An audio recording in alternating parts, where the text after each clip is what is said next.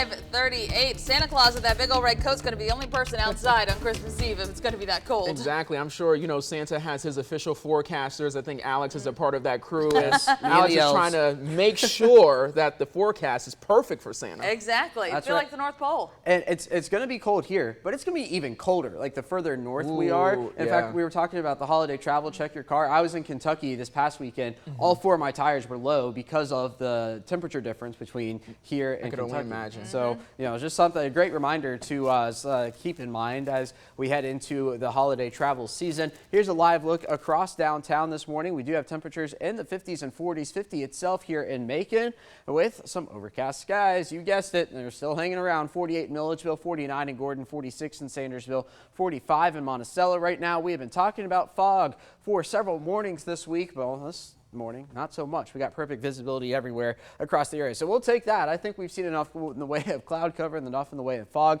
Seeing some showers this morning, areas to the southwest. This is going to be from Columbus down towards Albany, towards the Plains area, Lumpkin, Cuthbert, and that might continue to lift north here over the next little bit. Clip, say maybe Taylor or Macon County before all is said and done. So here comes this weather system we've been talking about for days. Snow up into the Dakotas, rain up towards Chicago, storms, Mississippi, Louisiana, a tornado watch in effect this morning. All of this continues to slide our direction and will bring storms to central Georgia within the next 24 hours. So here we go at the noon hour.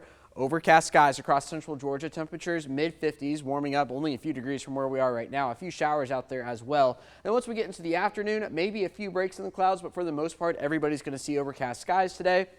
Temperatures still a little bit warmer. And then watch this as we get to 10 p.m. All of a sudden we're in the 60s. So this southerly flow ahead of the cold front and ahead of the line of storms going to keep us warming up. And then here comes the line of storms through the overnight hours. There's midnight or so rolling through, crossing Interstate 75 right around 2. And then out of here, 5, 6 o'clock tomorrow morning, they will be kaput. And we will be talking about just a few lingering showers before sun returns Thursday afternoon. Now, technically, all of central Georgia is in a level 1 risk for the threat of damaging winds tomorrow morning. Also, could see a few rumbles of thunder out there and some heavy rainfall. It's going to be 10 p.m. to about 4 a.m. and then that shifts once we cross that 4, 5, 6 a.m. time frame into Thursday's severe weather outlook, and that's still the green level 1 risk eclipse parts of our southeast areas. Could pick up maybe 1 inch to 2 inches of rain across the area.